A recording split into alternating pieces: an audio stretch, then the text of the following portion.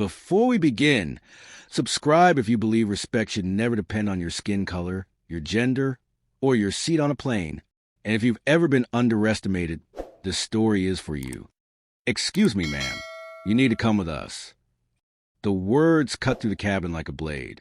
The whispers came next, then the stares. But it wasn't the first time Eden James had been treated like she didn't belong. It was just the most public. First class, window seat, paid in full. She hadn't raised her voice, hadn't made a scene. She'd simply requested that the man beside her stop touching her arm when he spoke. He didn't like that. Security arrived less than 2 minutes later. Someone reported you as being aggressive, the attendant had said, eyes wide with full concern, and a trembling voice that stunk of rehearsed fear. The passengers watched as a black woman in a sleek charcoal pantsuit, with a Mont Blanc pen clipped to her plantar and diamond studs quietly glowing in her ears, was escorted off the plane like a criminal. Not one of them knew she was the CEO of a $14 billion global investment fund. Not one of them knew she had just spent 2 days negotiating a multi-billion-dollar aviation tech deal that would save the very airline she'd just been pulled off. Not one of them even asked, because to them, she was just another black woman who had forgotten her place. Eden didn't scream. She didn't beg. She smiled. But it wasn't warmth. It was war. Back in her car, she sat quietly. Her assistant, Noah, looked like he was going to burst. They embarrass you, Eden, on that flight, in front of everyone. Do you want me to call the press? Legal. Eden looked out the window. They didn't just embarrass me, she said finally. They embarrassed their legacy. You see, Eden James hadn't just built a name in finance. She had rewritten the rules. The daughter of a single nurse from Atlanta, she'd turned student loans into Wall Street leverage, discrimination into motivation, and microaggressions into masterclasses in patience. Her fund, Nova Capital, was on the brink of acquiring 22% equity in Sky Harbor Airlines. It would have been the largest private black-owned stake in commercial aviation history. But now the numbers didn't matter. The deal didn't matter. Dignity did. That night, Eden called a boardroom meeting. 12 executives across 3 time zones. No one expected her to walk away from a $5 billion investment. But Eden didn't flinch. I no longer believe in their leadership, she said. And I refuse to attach Nova's legacy to a company that publicly shames black excellence. The room went silent. Some tried to convince her, said this wasn't personal, that it was just one employee's mistake. Eden leaned in, calm and cutting. You can fire a person. You cannot fire a culture that enables them. News broke within hours. Nova Capital pulls $5 billion Sky Harbor deal amid racial profiling allegations.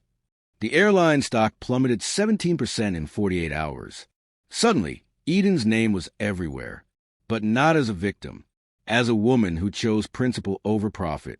And yet, the world didn't know where that principle came from, because Eden wasn't just powerful. She was born of power. Her mother, Mae James, taught her how to wield it long before Eden ever wore a tailored suit. Back then, Mae wore scrubs. She lived in a neighborhood where streetlights flickered and corner stores locked the milk behind glass. But she never bowed her head, not when hospital managers ignored her, not when patients assumed she was the help, not when white nurses were praised for ideas Mae had whispered weeks before. Mae James raised her daughter to know that silence isn't weakness, but preparation, that kindness isn't submission, but control, and that the world will never open doors you weren't born to walk through. So break them. Eden did. But Mae had once been pulled off a plane, too, in 1985. She just didn't have a boardroom to walk into after. She had a baby girl on her hip and an entire future in her arms. And that's where this story truly begins. With Mae, the woman the world tried to erase. The woman who couldn't afford revenge, but taught her daughter how to make justice look effortless. If you're still watching, this next chapter matters even more. Because before Eden James broke billion-dollar deals with single phone call, her mother, Mae, broke barriers the world never saw. Drop a comment. Where are you watching from? Because by the end of this story, you'll understand why every generation has a choice to repeat history or to rewrite it. 1985, O'Hare International Airport. Chicago, Mae James was 28, 5 months pregnant, and holding a toddler with one hand while trying to balance a carry-on diaper bag and her pride with the other. She'd saved for 8 months to buy the tickets, not for a vacation, for survival. Her husband, Eden's father, had disappeared without a trace, left them with nothing but unpaid rent and an eviction notice.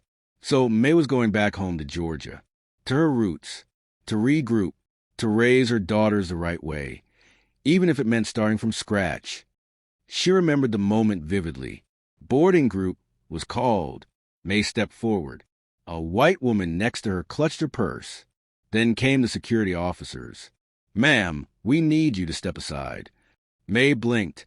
"Why?" "I have a ticket. I'm with child." "Someone said you were behaving suspiciously. You need to come with us." Suspicious. That word again. The Swiss Army knife of racism. It didn't matter that Mae had done nothing. It didn't matter that Eden, only 3, was now crying in her arms. What mattered was that someone had decided she didn't belong.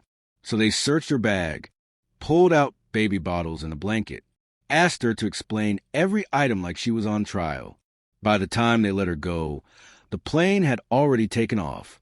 No refund, no apology, no understanding, just the sound of airport chatter and a mother's quiet humiliation. Mae sat on a bench, hugging her daughter, fighting tears that burned like acid. A janitor walked by, a black man, older, gray in his beard, wisdom in his eyes. He stopped, nodded to her gently. "You ain't crazy, and you ain't wrong," he said. Mae looked up.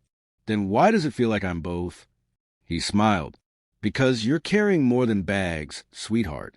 You're carrying a future that ain't ready for you yet." That moment stuck.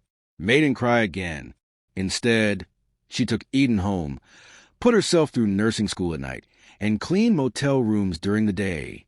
She built her life like brickwork, one shift, one scar, one stubborn smile at a time.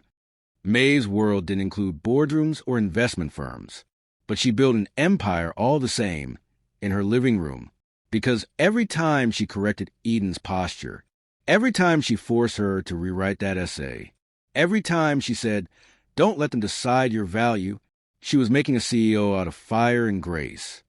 And Eden remembered, years later, when she was pulled off that plane in silence.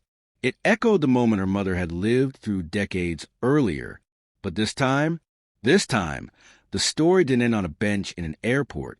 This time, there was a boardroom, a voice, a choice, and the full weight of 2 generations of quiet strength ready to speak.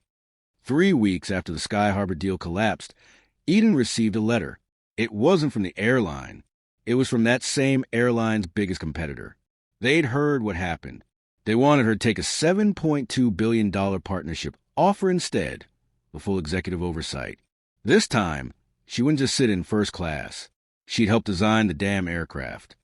Eden flew to Atlanta, drove through her old neighborhood, past the cracked sidewalks and faded corner stores, and walked into her mother's kitchen. Mae was stirring soup, the same pot she'd used for 30 years. Eden placed a signed contract on the table. "I made sure your name is in the charter," she said. Mae looked up, confused. "Charter of what?" Eden smiled.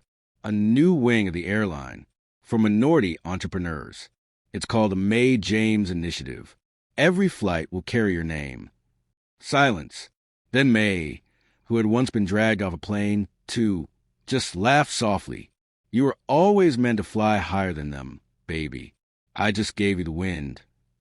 Because real power doesn't always look like a crown. Sometimes it looks like a woman with tired hands and a daughter who watched everything. Sometimes it looks like pain passed down and transformed. Before you go, subscribe if you believe legacy is louder than labels. Share this story if you've ever been told no, but kept going anyway, because in a world that still judges by appearance, sometimes the richest revenge is silence, followed by success.